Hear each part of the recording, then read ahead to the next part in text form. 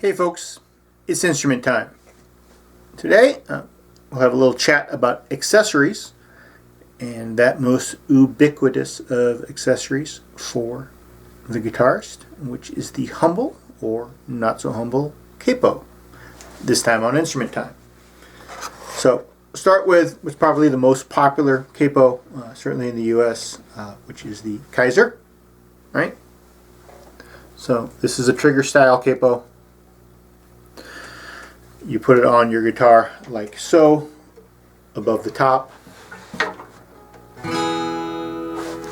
What I like about the Kaiser is because the bulk of it is above the guitar, it does not interfere with the back at all, so you've got plenty of room for your hand. This one is a 12-string capo. I have another one that is a blue one here that is a 6 and another blue that is a 12. And if I line them up, you can see that the 12 is about 1/8 of an inch longer. I can't feel a difference string-wise. Normally, I simply buy all 12 strings versions of capo. That way I can change them back and forth without having to worry about the capo being too short. Kaisers come in a number of different configurations. They make little short ones for ukuleles. They make ones for classical guitars. They make ones for banjos, etc. And they also make partial capos, so that if you want to clamp down just on certain strings in order to get a pseudo alt tuning, you can do so. You can clamp them from the wrong side. I normally don't, but if you want to do something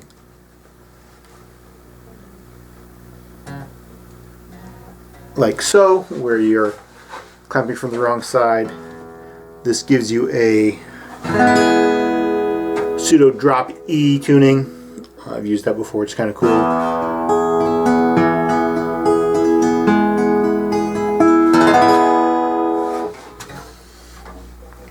So these are made in the USA, they're made in Texas, so these are very popular. They're made out of aluminum. The other style of trigger capo that's quite popular is the Dunlop. So this one is actually a classical. I took it out of my wife's classical case to show people. This clamps over the top again. Of course, because it's a classical, it's very long, and now it's interfering with my hand. And of course, because it sticks out the back, it can interfere with your hand a little bit as well. So I generally prefer the Kaiser style. The next style capo I want to talk about is the shub. So shubs are cool. So shubs allow you to adjust the tension with this little wheel. Grab a silver one, it might show up better. So you can adjust the tension here. So one complaint about Kaisers, which I don't understand, is sometimes they put too much tension on the strings and pull them sharp. I've never had that happen. I think if that happens, you're applying it wrong. Generally speaking, if you're pulling the string sharp, you are way too close to the fret. You want to put your capo in kind of at an angle like so, and that will, one, give you more room for your hand, and two, prevent the strings from being pulled sharp. So the shub solves that by allowing you to adjust the tension. So you clamp it over the top like so, and then clamp it like so. Sticks out a little bit on the back, not as bad as the Dunlop. I'm going to change to the silver one. I think it shows a little bit better. Shub is really cool.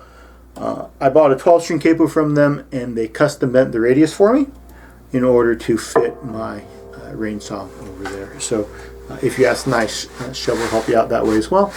So these are cool. They're fairly low profile. They don't take up a lot of space. The black one, you can almost not even see that it's on, especially if you have a black fretboard. So these are either made in the US or China. It depends on the exact model. The stainless steel ones are made in the US. The aluminum ones are made in China, and the black ones, which are brass and then black chromed, are also made in China, which is unfortunate. but I really like this. This is probably my favorite capo. It's the one I normally use on the rain song. It fits well, and it doesn't add a lot of weight to the neck either. We have here, this one was free. It's a little plasticky, cheapy one from Dario. These are not really one-handed, so the nice thing about these is with practice, these are one-handed. These are definitely one-handed, right? So you'll see a lot of people who just clamp it on the headstock. It looks kind of cheesy, but then you can take it or you can move it very quickly. These you have to undo the latch, but again, you can do it one-handed if you want, right? This one you really need, yeah, you can do two hands, but you've got to hold it, clamp it, and then tighten this little wheel on the back, okay? It does allow you to adjust the pressure, but it's a little funky. This was free, included with a 3-pack of strings. So I normally just keep it in a guitar case in case I need an emergency capo. And then the other capo I want to speak about is the G7th. So the company is in the UK. The product itself is made in China. This is a very cool in theory, less so in practice. A lot of people love this. This is a specific 12-string capo, and as you can see, hopefully, it has little shark teeth. So these little shark teeth are designed so that when you put it on a 12-string, you have more even pressure on your octave and your bass strings, right? So you got to look when you're putting it on because you need to line up the teeth. Okay. And the only problem I have with this is it really doesn't have enough tension on it. Okay. I can bump it with my hand and it moves, which means it's not clamped tight enough. It works great on my Guild. It is a little loose on the Rain Song.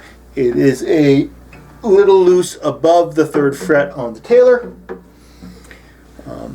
You can adjust the tension with this little knob here, and then you click it closed.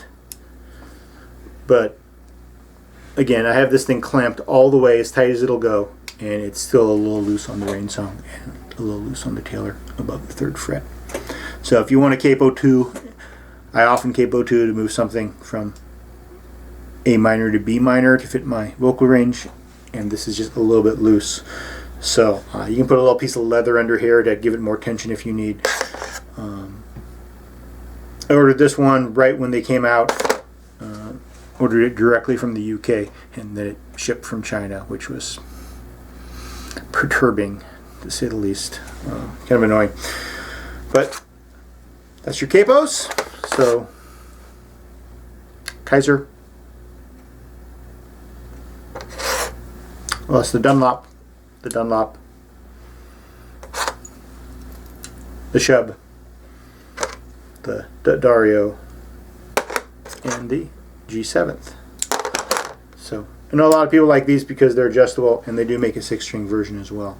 As far as I know, this is the only company that actually makes a compensated one for a 12-string. So that is, in theory, a cool design. I just needed to let it clamp tighter. I like the capo to clamp as tight as I can, and to me that's actually one of the cool features about the Shubs is you can really clamp down on it and get a lot more tension than you can with a spring type, which, as I said, some people think the spring type have too much tension as it is. I don't think you can have too much tension.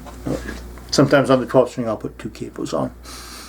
So this one, I have a capo here on the 1st fret. It's again a Shub. This is the one that was custom bent. That's because I have this guitar tuned down a half step, not because the guitar needs it tuned down a half step, but because there is no truss rod in this guitar, and therefore I have no way of adjusting the action other than the saddle height, the nut slot depth, and the string tension itself. So I'd like the neck flatter, but there's nothing I can do about that. So we ended up just tuning it down half step to take the relief where I like it.